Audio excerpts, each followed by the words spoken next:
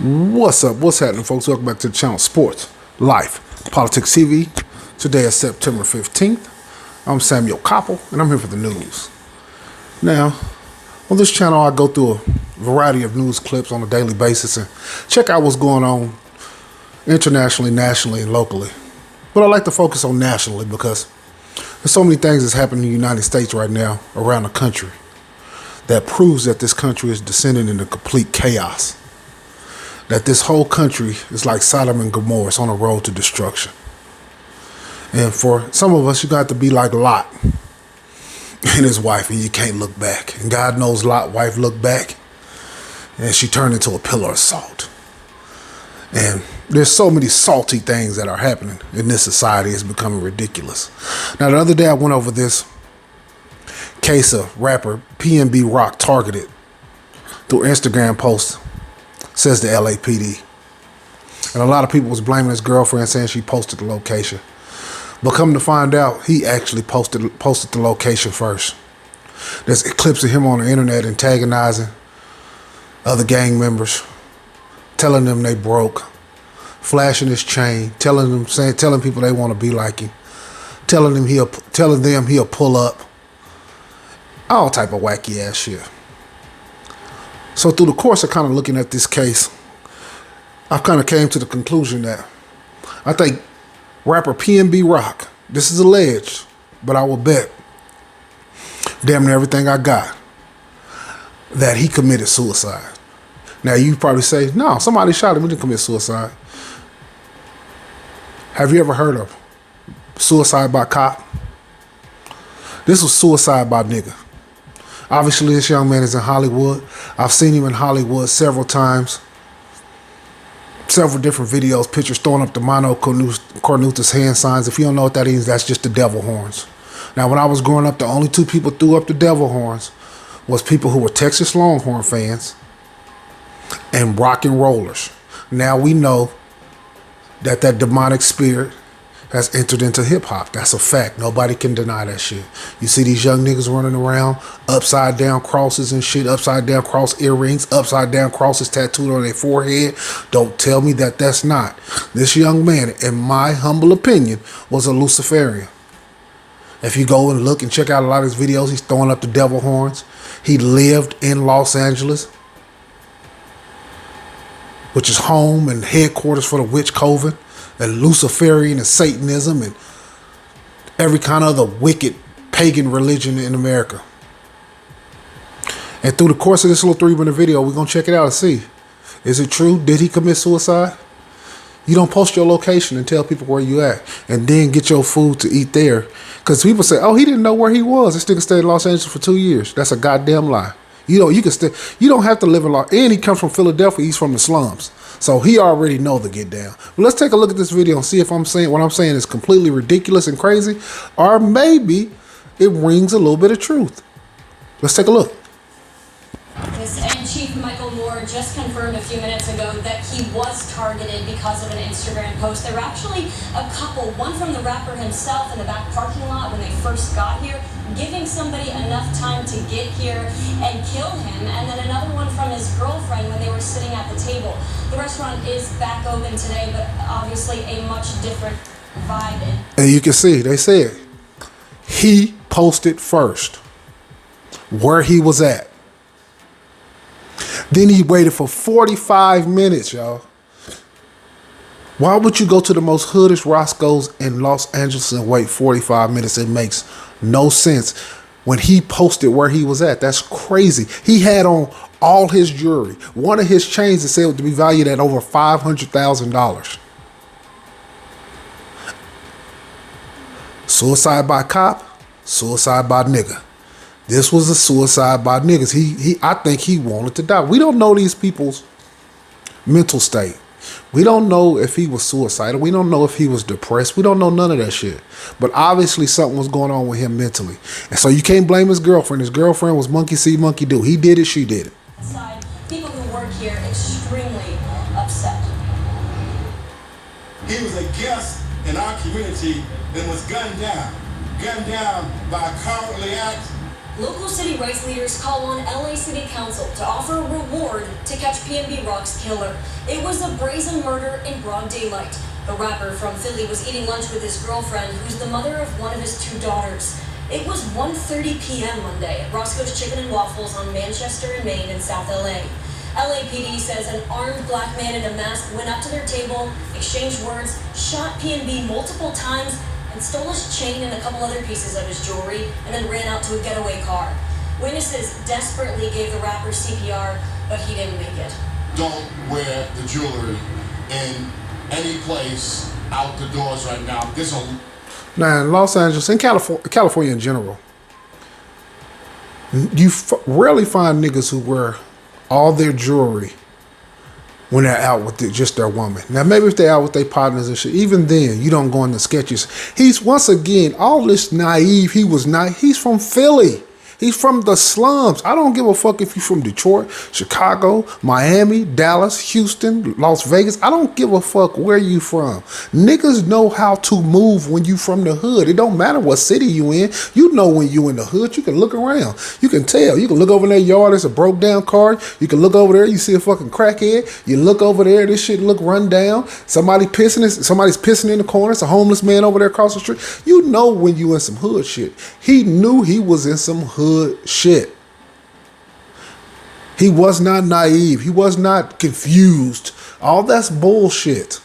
The more I look at it, the more I make he with this common sense. Who wears all their jewelry when they out with their lady? Come on now, y'all. A lot of crazy people out there, and believe me, crazy people are desperate. They don't target just rappers. They target anybody with money. The 30-year-old, whose real name was Rakim Hashim Allen, was an established artist known by one of his hits, Selfish, that peaked at number 51 on the Billboard Hot 100 in 2016. That same year, Rolling Stone included him in its list of 10 artists you need to know. We, as African-American men, need to stop killing one another. We need to stop pulling the trigger. There are better ways to handle different types of issues. Well, what's wrong with that nigga?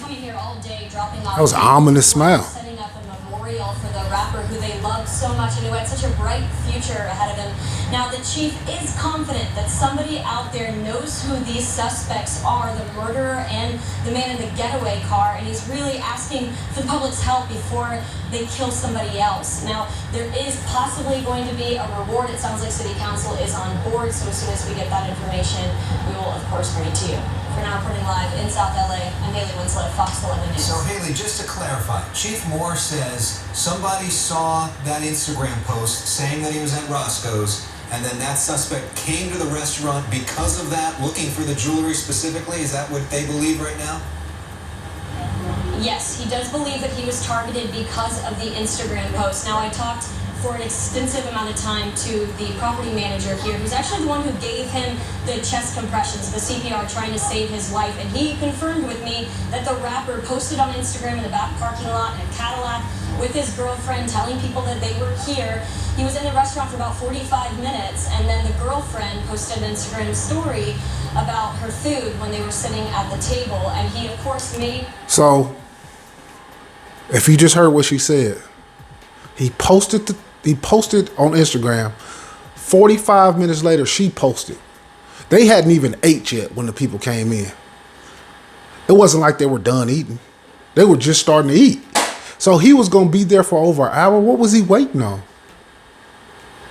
And you cannot tell me he's naive. He's not naive. The nigga is from Philly. Philly is one of the most slummiest, hoodish motherfucking cities in America.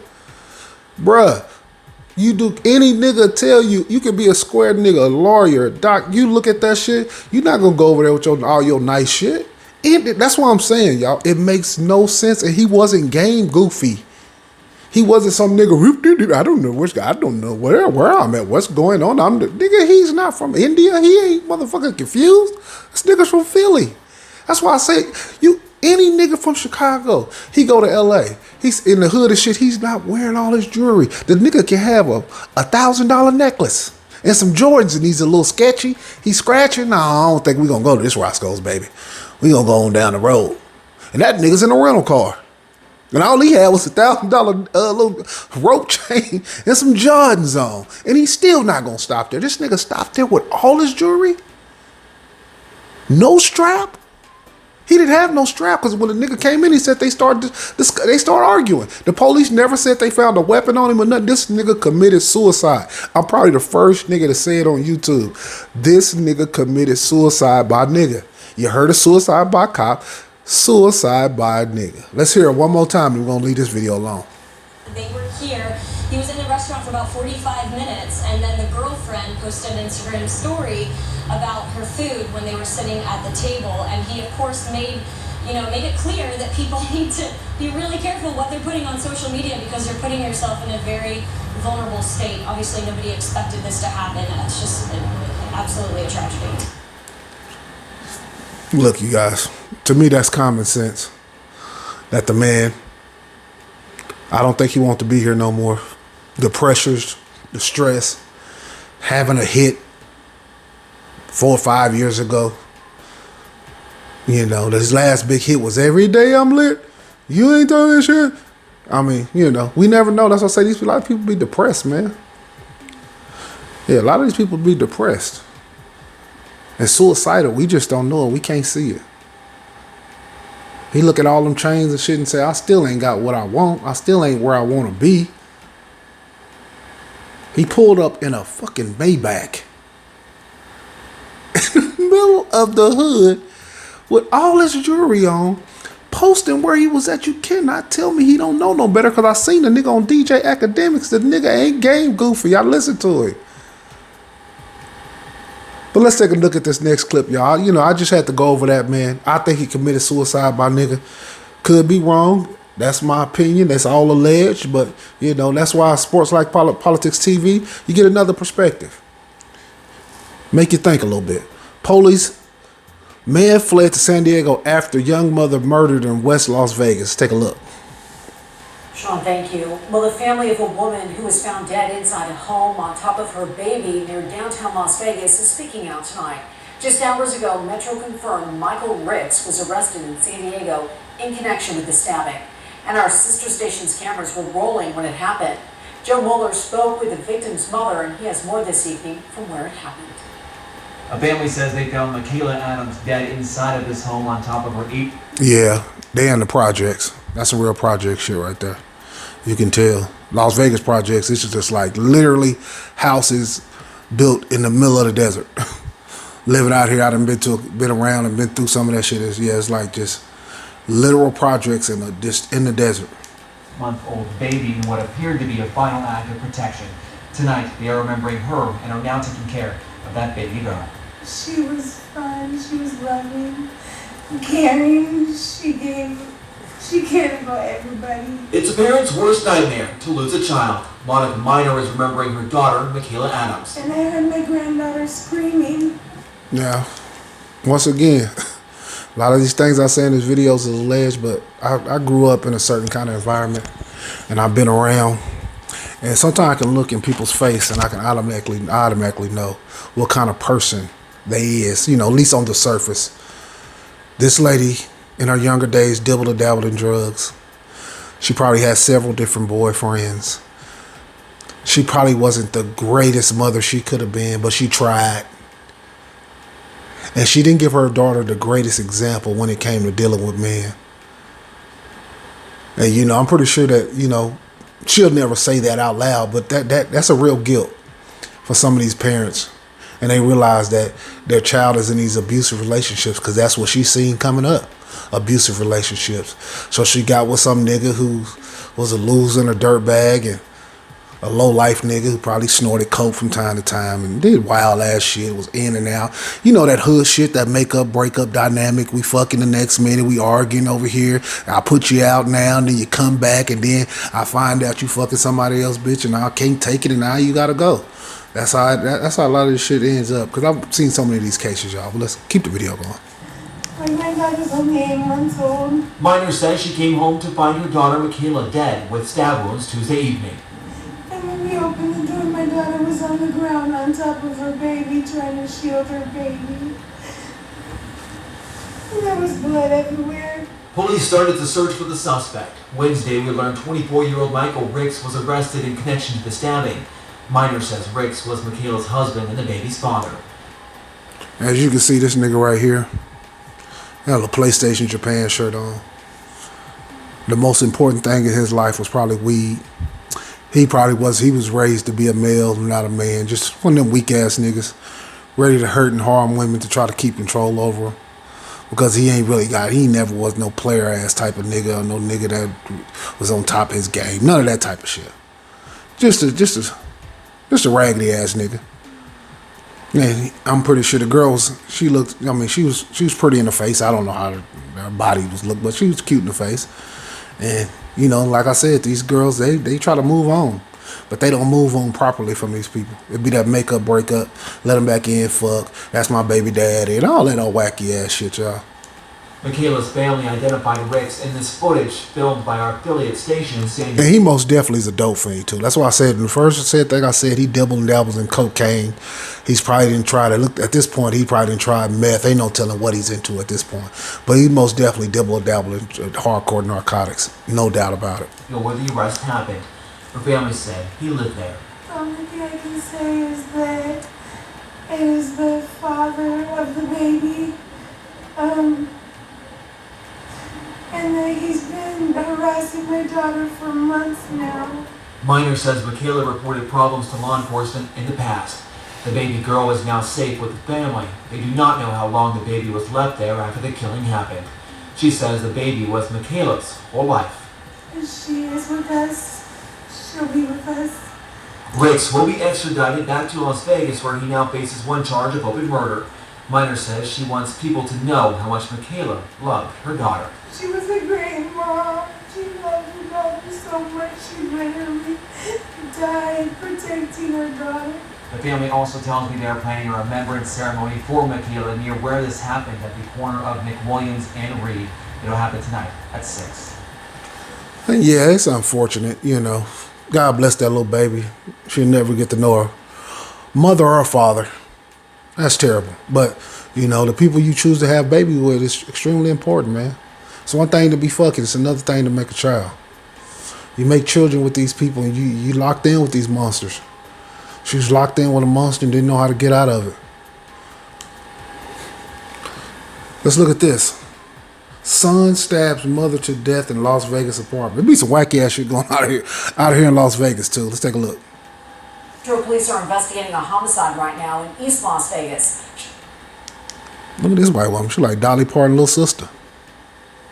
Sean Delancey is live from the scene with what we know right now. Sean. Yeah, Trisha, right now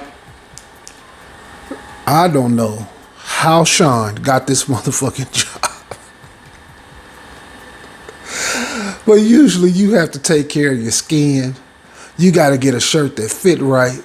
This nigga got a jailhouse motherfucking tank top on up under that. You can see the sweat. It got stain marks. He got meth scars on his face. This motherfucker look like a Lord of the Rings dope fiend. Unbelievable. This motherfucker look like Frodo, but on meth. How the fuck did Sean get this job? Whose dick did he suck? This is unbelievable. Look at that man. This man look like he has no business with this job.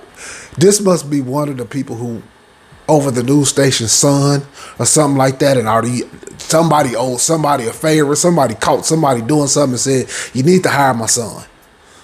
Because this motherfucker look like he should even have a YouTube channel. Looking like Macaulay Culkin's cousin, James Culkin. Man, you gotta be fucking kidding me. and is in custody facing murder charges after police say that he stabbed his mother to death inside of this apartment complex near Nellis and Vegas Valley Drive. Police said that they got a call just after 11 this morning from a man saying his brother was inside of his house acting erratically and threatening his mother with a knife. Officer Jason Johansson with Metro's Homicide Division said that when police arrived, the caller was outside, but the mom and brother were still in the home. A police standoff began lasting. Man, that shit crazy. that a motherfucker can kill his own mama. Then he's in the house with the mama. He probably wants to kill himself, but, you know, probably a huge coward. He might as well kill himself, too. I mean, well, at this point, can't nobody do nothing with you. If the police, see, sometimes you be knowing these people white. They could have been black people, I don't know, Mexicans, Asians, I don't know. But sometimes when these people white, they let these people make it for what? They should have went in there, gunning motherfuckers down. Once you kill your mama, you ain't no good to society. If you could kill your mama, your sister, a brother, if you could kill a person like that, you can kill anybody. Yeah, I mean, you're literally no good to the rest of society. Come on, y'all. Nearly an hour as police called for them to come out until the brother emerged from the home covered in blood, holding 2 knives. Police were able to take the brother into custody and then found the mom stabbed to death inside. Johansson says that this is the latest in a recent spike in domestic-related homicides. They're very tragic. I do encourage anyone, if you're talking about a domestic violence-related issue, to please reach out to your community resources, your non-government entities, or whether it be through the Family Justice Center, and reach out. There is advocates out there for you. There are resources out there for you. Johansson says that the mother was in her 70s and the man they took it. This man killed a 70-year-old woman. Unbelievable. They said he had 2 knives. So he was going in there. I mean, Michael Myers and shit. They didn't have 2 knives. Jason Voorhees, they only had 1. He's in there going ballistic. God damn. Well, let's go on to the next clip. It's a lot of tragedy going on. Check this out. 2 women claim drinks were laced in Houston hookah lounge. You know, one thing about that lacing people's drinks and shit, you got to be extremely careful with your drinks and shit in the club. I remember once I went to the bathroom and came back, not thinking, and I seen that drink there and I paid that money for that drink, man, I left that drink there. Ain't no way. If I can't keep my hand on my shit close to me, right where it's at, I'm not drinking that shit. I am real skeptical. You never know, man. People have been drove insane. They've been dropped some shit in your shit. You don't know what. Then all of a sudden you hide in a giraffe's ass on a spaceship sitting on Mars. Take a look. Near at 5 o'clock now, claims of drinks being laced with drugs at a local lounge. The victims say it happened at the Culture Hookah Lounge on Hillcroft Street in Southwest Houston last night. KPRC 2's Andy Sirota is live outside that lounge with a story you'll see only on 2 tonight. Andy? Lauren, what began as a Friday night out with his wife Ryan and sister Brittany to listen to some live music at the Culture Hookah Lounge here in Southwest Houston ended in a way that Herbert Cage would have never imagined. He says less than 10 minutes after both women finished their second drinks. When I seen their condition, I thought they were dying. Now, obviously there's cameras inside these clubs, hookah lounges, etc. But did it come from the bartender? Or did y'all leave y'all drinks unattended? It's almost impossible to leave your drinks unattended if it's 3 of y'all. It's impossible. Because even one person, ain't 3 people going to the bathroom at once and leaving their drinks. And these are some Negroes, and Negroes most definitely ain't doing no shit like that. So was it the bartender? Herbert Cage says both women suffered 3 seizures, 2 in the bar and 1 in his truck, while he was driving them to the emergency room. Lab work shows they tested positive for opioids. Cage says he believes someone laced their drinks with drugs. He says the ER doctor told them this is in line with what someone who OD'd on fentanyl would experience. They filed a police report after being discharged from the hospital. Both women, he says, have been suffering from memory loss, dizziness, nausea, confusion, and loss of balance. Well, how did opioids get in their system? Because they don't take medicine. So we're kind of baffled at this point. Somebody had to intentionally do this, so somebody has to be held accountable. Cage said, now, a lot of these videos, they edit the shit out of them. I want to know who they think did it. They completely left that part out. Or maybe they did. Let's take a look. He is speaking out and sharing their stories in hopes of raising awareness. Additional toxicology tests were performed, and they're waiting on those results. As of right now, HPD says an investigator has not been assigned to this case. We are working on getting a comment from the folks here at Culture Hookah Lounge. They're supposed to open their doors at 5 o'clock. We'll have that comment for you coming up tonight at 10 o'clock. For now. Yeah, well, whatever happened with that, they gonna say they can't comment such as, because obviously it's gonna be a lawsuit. Like I said, it would have to come from the bartender or the waitress. Either or, because 3 Negroes ain't leaving they drinks unattended. It ain't happening. It ain't gonna never happen. I ain't never seen it. Period, point blank. So they're going to have to get to the bottom of that, or they're going to have a hell of a lawsuit on their hands at that hookah lounge. Man accused of knocking out high school student with a brick. Take a look. Police are looking for the man who knocked out a high school student with a brick. It happened in Chelsea. The student tells CBS 2's Alice Gaynor he was sitting on some steps eating lunch and has no memory of what happened. So this is where the broken orbital is, and the broken sinus, laceration outside and inside the lip. Ethan Maddie has no recollection of being knocked unconscious. It kind of all happened and I woke up in the hospital. Police say the man seen in this video picked up a brick from the ground and unprovoked hit Maddie in the face around 11:30 Monday morning. Then he fled. Someone saw and called 911. The 18-year-old... Now, this looked like it was a random act of violence. That man looked around, picked up that brick, and went over there and slapped the shit out of somebody with it. But sometimes you never know what's going on in these little neighborhoods, and these kids are out. He said he was out by himself, or ain't no telling what really did happen, y'all. It seemed like it's a little more to this story. It seemed like something being left out. As he was sitting on these steps at 20th and 10th, eating lunch on a break from school. I was alone. This is the one day I went to lunch alone. It's normally a peaceful area. Just something you wouldn't expect around there. His mother was at work when police called her. She says when she arrived at the hospital, he was awake but was asking the same question over and over. I was really afraid, that he had brain damage or something like that. But thank goodness by the next day, his memory was a lot better. Ethan had some brain bleeding, but they say his prognosis is good. Even though I feel pretty safe walking around Chelsea, I do want to see more police presence. There is so many people with mental health that are not getting the help that they need. She's urging other students to stay in groups. Both say stay alert. In Chelsea, Alice Gaynor. Yeah, this could have been a random act of violence. You never know. This man looked like he's batshit crazy and whacked out of his mind. He's walking around, looking around. He got a brick in his hand. Today's society, we tend to have our heads down in them goddamn cell phones all the fucking time. And you never know. Yeah, looked like could have been a random act of violence. But you never know. Was he over there buying drugs? Who knows what he was over there fucking doing? They said it was the one day he was by himself. So I feel like it might have been a little bit more. But looking at the man, he looked a little batshit crazy. He looked nuts. And he's carrying the hell out of that brick. And he's ready to lay some bricks and lay it across the old boy's face. You got to keep your head on the swivel out here, y'all. Yeah, when you're out in public, don't be having your head down on them cell phones. Fucking stop. Let's take a look at this. Shocking video shows moments of robbery. Victims ran down suspect. This is some dangerous shit right here. Stunning moments on the road when a couple chased down the people who robbed them as they left the Wells Fargo in Southeast Houston. Yes, let's get right over to ABC 13's Rosie Wynn, who just spoke to the woman who reported. They look like they robbed the wrong motherfuckers. Sometimes you never know what financial situations people are in. You might rob a motherfucker. He might already be a month behind on his rent. And he finally got a little bit enough to try to catch up and hear your funky ass cuz snatching it. And at this point, he's ready. He's more ready to die than you are. You like, oh, you went from being the robber and the aggressive to the victim. To the motherfucking victim in a matter of seconds. Like, oh my God, this motherfucker's crazy. You went from being the crazy one to saying this motherfucker's nuts. Yeah, you never know who you're dealing with out here, man. That video, and she couldn't believe what she was seeing, Rosie.